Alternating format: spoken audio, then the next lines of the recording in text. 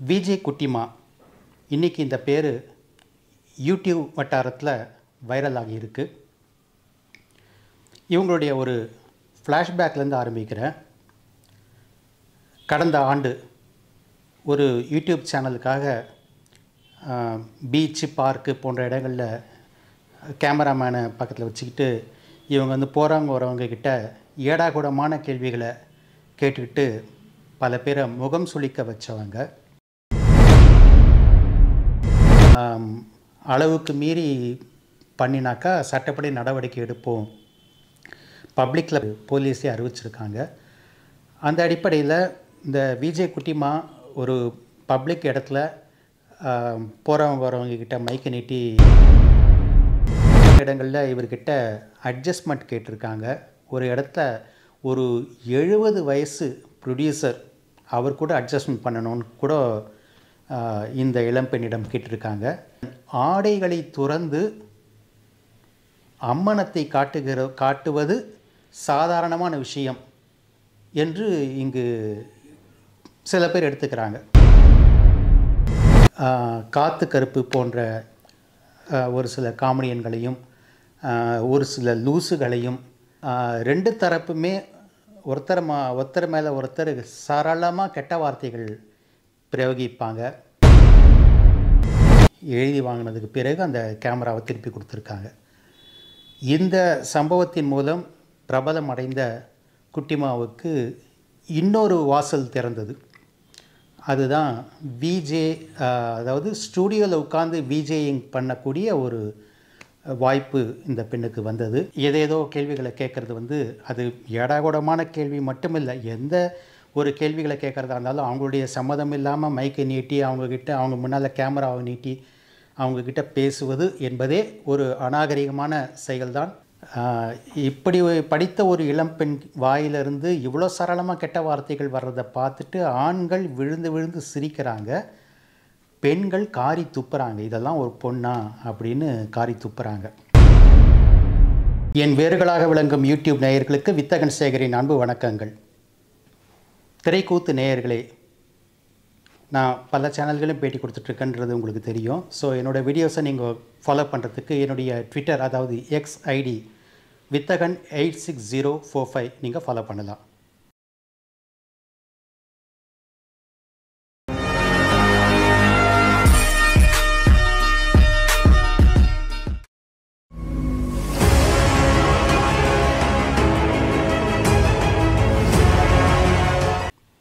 விஜய் குட்டிமா இன்றைக்கி இந்த பேர் யூடியூப் வட்டாரத்தில் வைரல் ஆகியிருக்கு.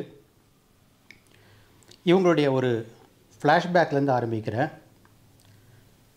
கடந்த ஆண்டு ஒரு யூடியூப் சேனலுக்காக பீச்சு, பார்க்கு போன்ற இடங்களில் கேமராமேனை பக்கத்தில் வச்சுக்கிட்டு இவங்க போகிறவங்க வரவங்கக்கிட்ட ஏடாகூடமான கேள்விகளை கேட்டுக்கிட்டு பல பேரை முகம் சுளிக்க வச்சவங்க. ஏன்னா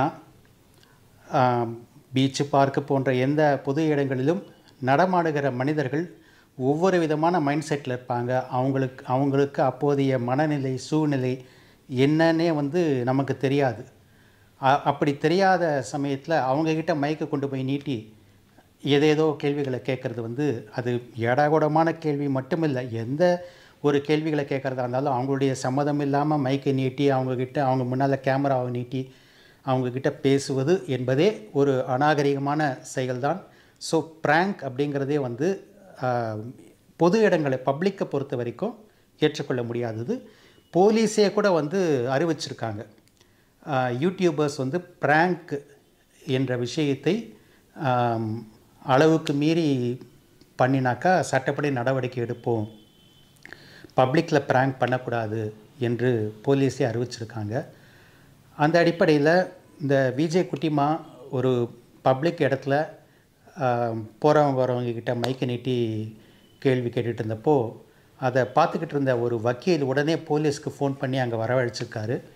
போலீஸ் இந்த அநாகரிகமான செயலை பார்த்த உடனே அந்த கேமராவை எடுத்துகிட்டு போயிட்டாங்க ஸ்டேஷனுக்கு. நீங்கள் ஸ்டேஷனுக்கு பேசிட்டு வாங்கிட்டு போங்க கேமராவும் சொல்லிட்டு எடுத்துகிட்டு போயிட்டாங்க. அதுக்கப்புறம் போலீஸ் ஸ்டேஷனுக்கு போன பிறகு குட்டிமாவுக்கு போலீஸ் அட்வைஸ் பண்ணியிருக்காங்க.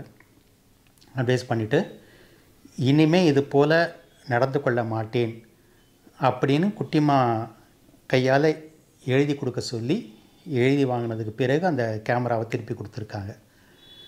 இந்த சம்பவத்தின் மூலம் பிரபலம் அடைந்த குட்டிமாவுக்கு இன்னொரு வாசல் திறந்தது. அதுதான் விஜே, அதாவது ஸ்டூடியோவில் உட்காந்து விஜேயிங் பண்ணக்கூடிய ஒரு வாய்ப்பு இந்த பெண்ணுக்கு வந்தது. காத்து கருப்பு போன்ற ஒரு சில காமெடியன்களையும் ஒரு சில லூசுகளையும் இவங்க குட்டிமா பேட்டி எடுப்பாங்க. சில சமயம் அவங்க குட்டிமாவை பேட்டி எடுப்பாங்க. ரெண்டுத்துலேயுமே ரெண்டு தரப்புமே ஒருத்தர் மேலே ஒருத்தர் சரளமாக கெட்ட வார்த்தைகள் பிரயோகிப்பாங்க. இந்த குட்டிமா வந்து பயோகெமிஸ்ட்ரி படித்த ஒரு இளம்பெண், 22 வயது என்று கேள்விப்படுகிறேன். இப்படி படித்த ஒரு இளம்பெண் வாயிலிருந்து இவ்வளோ சரளமாக கெட்ட வார்த்தைகள் வர்றதை பார்த்துட்டு ஆண்கள் விழுந்து விழுந்து சிரிக்கிறாங்க, பெண்கள் காரி துப்புறாங்க. இதெல்லாம் ஒரு பொண்ணா அப்படின்னு காரி துப்புறாங்க. என்னை பொறுத்த வரைக்கும் எனக்கு காமெடினா பிடிக்கும். ராகேஷ் அண்ட் ஜெனி, அப்புறம் காத்து கருப்பு, அந்த வரிசையில் இந்த விஜய் குட்டிமாவுடைய பேச்சுக்களை கூட வந்து ஜஸ்ட் காமெடி அப்படிங்கிற எண்ணத்தில் தான் நான் பார்த்து சிரிக்கிறேன். நான் சொன்னேன், அவங்க பப்ளிக் பிளேஸில் பொதுமக்கள்கிட்ட மைக்கை நீட்டி ஏடாகூடமாக கேள்விகள் கேட்குறது தான் தப்பு. ஏன்னா அது வந்து அவங்களுடைய அனுமதி இல்லாமல் கேட்குறது. ஆனால் ஸ்டுடியோவுக்குள்ளே உட்காந்துக்கிட்டு எதிரில் உட்காந்துருக்கிற ஆம்பளைக்கிட்ட இவங்க கெட்ட வார்த்தை பேசுகிறதும் சரி, அந்த ஆண் இந்த குட்டிமா கிட்ட கெட்ட வார்த்தைகளை பேசுகிறதும் சரி, ரெண்டுமே வந்து ரெண்டு பேருடைய சம்மதத்தோடு அதாவது முன்கூட்டிய பரஸ்பர சம்மதத்தோடு ரெண்டு பேருமே பேமெண்ட்ஸ் வாங்கிக்கிட்டு செய்கிற காரியம். ஸோ இதில் வந்து அஃபென்சிவாக எதுவும் இருக்கிற மாதிரி எனக்கு தெரியல. நான் இதை குட்டிமாவுக்கே கூட ஃபோன் செஞ்சு சொன்னேன், இப்போ நீங்கள் செஞ்சிட்ருக்கிறது வந்து ரசிக்கும்படியாக தான் இருக்குது அப்படின்னு சொன்னேன். என்னுடைய நண்பர்கள் ஒரு சிலருக்கே கூட இதில் மாற்று கருத்து இருக்குது. என்ன சார் இதை போய் ரசிக்கிறேன்னு சொல்கிறீங்களேன்னு சொல்லிட்டு.